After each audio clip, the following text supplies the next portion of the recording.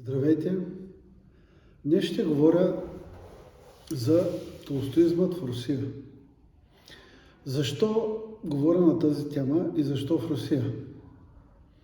Първо, защото според мен толстоизмът дава основните характеристики на човешкия дух, които трябва да се следват в този материален свят. Второ, защо Русия? Защото в момента Русия е във война, всички знаете, с Украйна. Но трябва да отбележим, че именно в тази страна, в тази държава, се е родил Лев Толстой, показал е според мен, нормалният човешки дух и неговите ценности и се зародило едно обществено движение много силно в Русия, а особено силно става то след, няма да кажа великата, но революцията, болшевишката революция да нарека, 17-та година, именно в тази огромна империя Русия.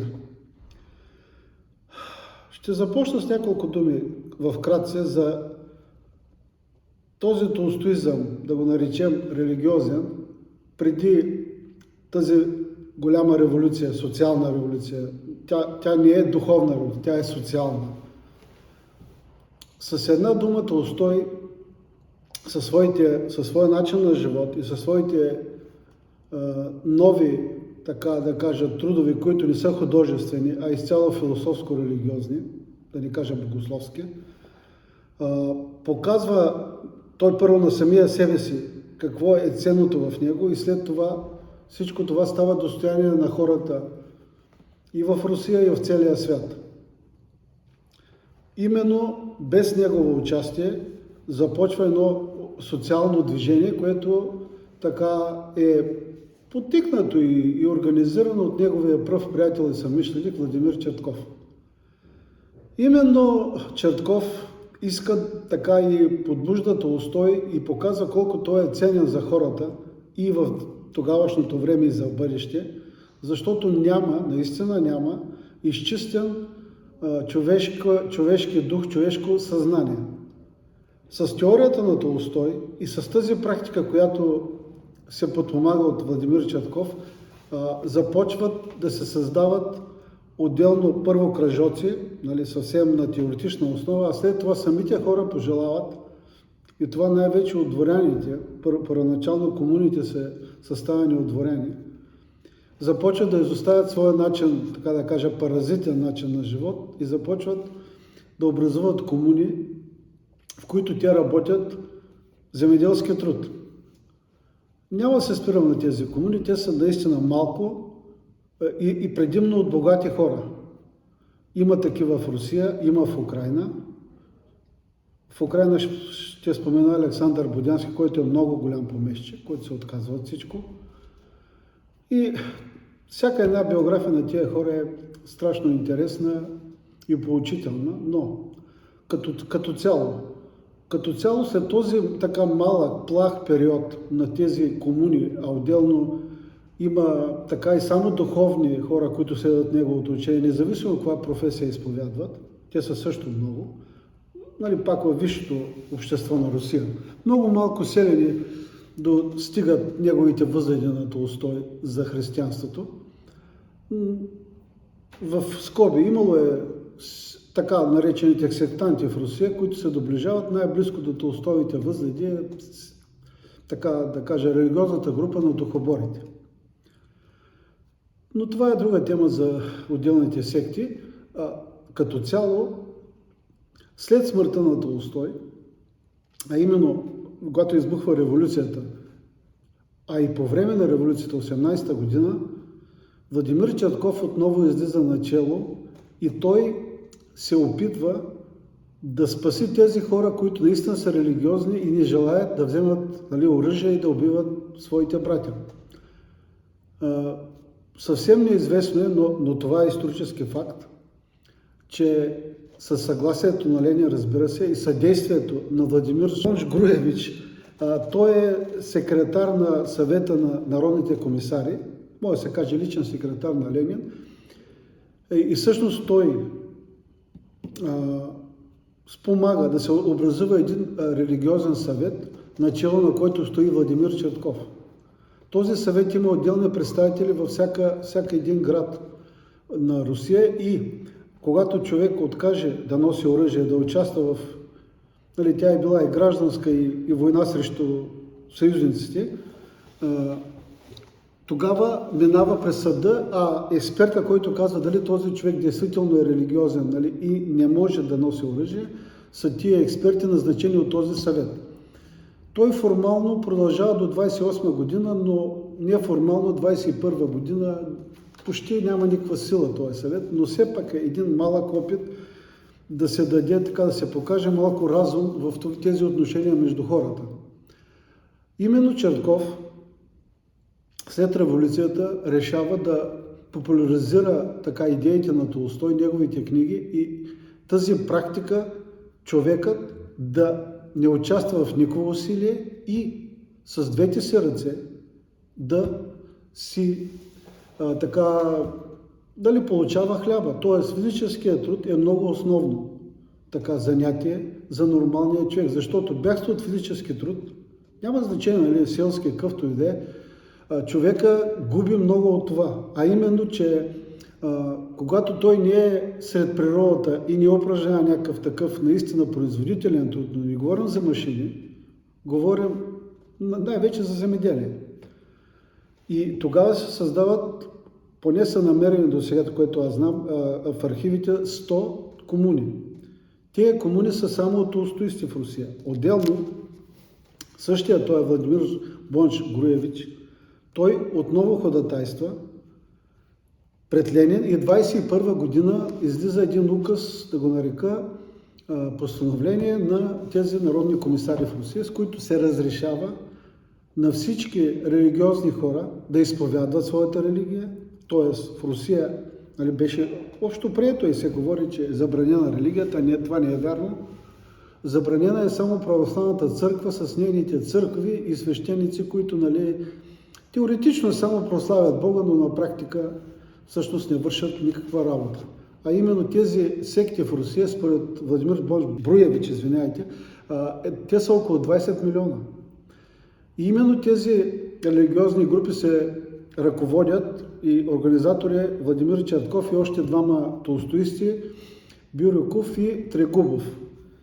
Тези тримата застават отново, той го нарича Бонч Груевич религиозен комунизъм.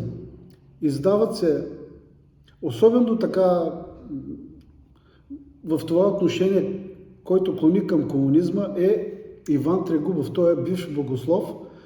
Той става всъщност двигател на тия комуни, на практика, като издава и вестник, който казва, че абсолютно няма разлика между болшевиките и тези религиозни сектанти, да ги нарека. Разликата е само, че едните искат с насилие, а другите не желаят насилие, когато човека влезе в едни нормални отношения с другите хора и с труда. Това е разликата, но до 28 година няма никаква забрана тези хора, да речем 20 милиона според Владимир Бонч Груевич, да образуват комуни. Няма изследване за другите комуни в Русия. Това, което знам, са тия 100 комуни, които са открити, които са развивали дейност и са подпомагали руския народ. Но има една църква само, която е православна и тя е в Украйна.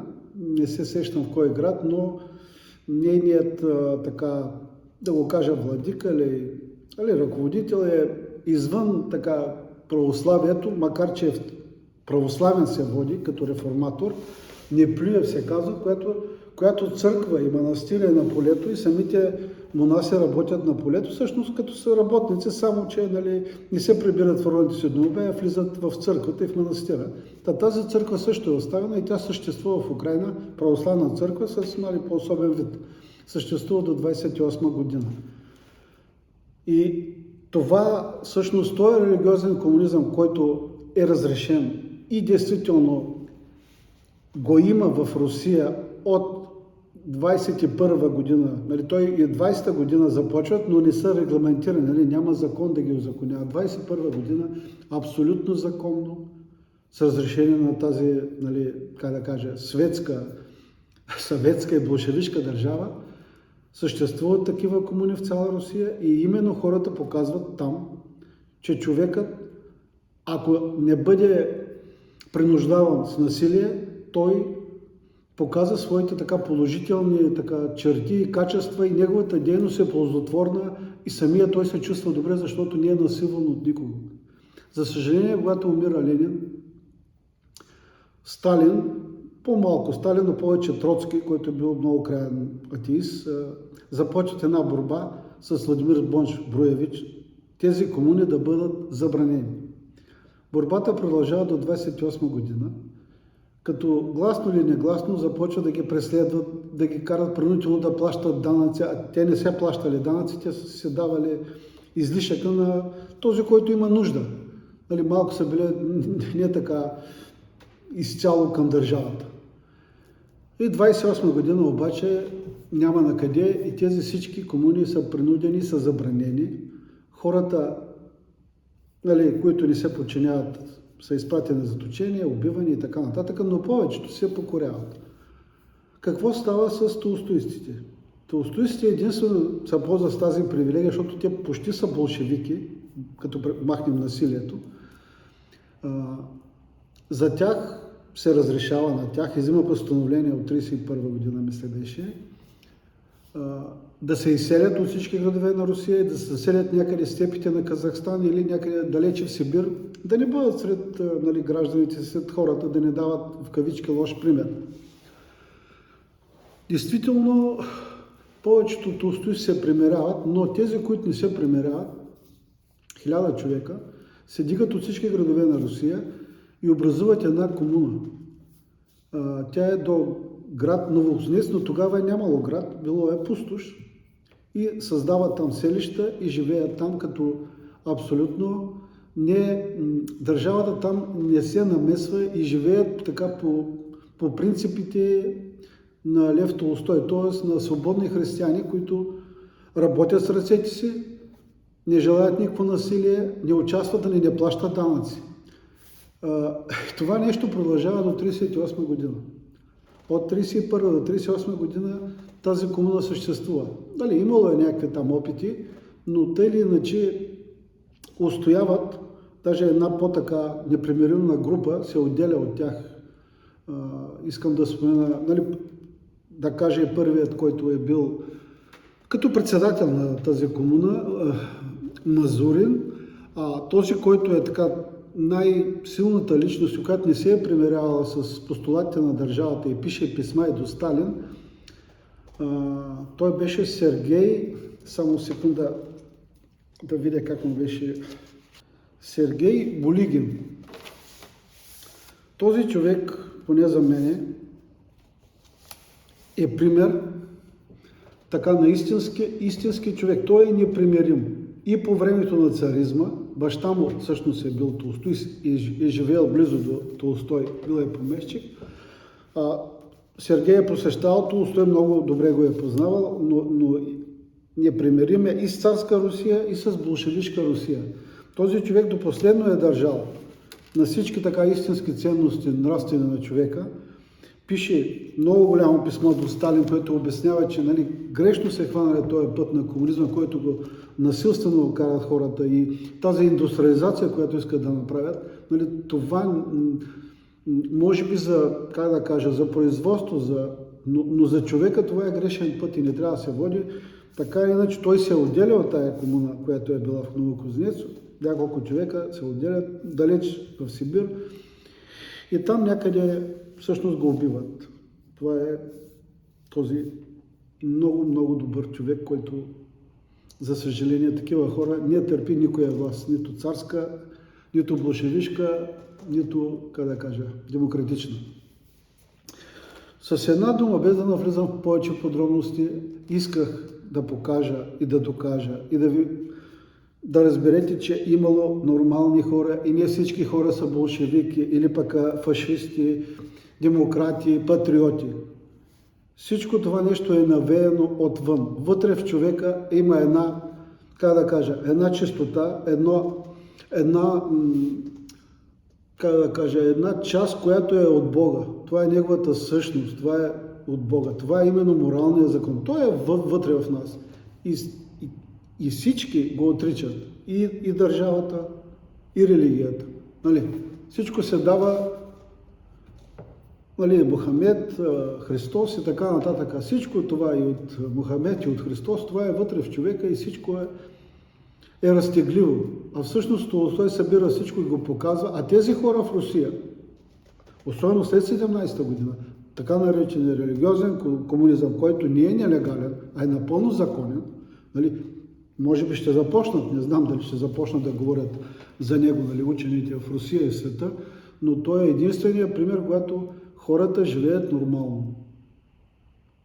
Хората живеят нормално и не знам това нещо дали ще се повтори, дали в частност България има една комуна само, нали, в Пловдив, която се опитва нещо да прави, но в Русия е в много по-голям размах и много по-дълбоко. Много по-дълбоко и може би някой ден, аз смятам, нали, в този град Новокузнецк, на този Сергей Булигин, който е обикновен човек, без никакво образование. Чел съм част от писмото, имаше някъде публикувано, нали. Това трябва да бъде като грамота за човешката същност, писмото му да стане. И ако може, ако не знам как човек се запитва той защо живее и защо трябва да се подчинява на всички тия външни фактори, които са извън нас, а не слушаме това, което е вътре в нас и не го приложим на практика. А имало е време, имало е хора, те са го приложили.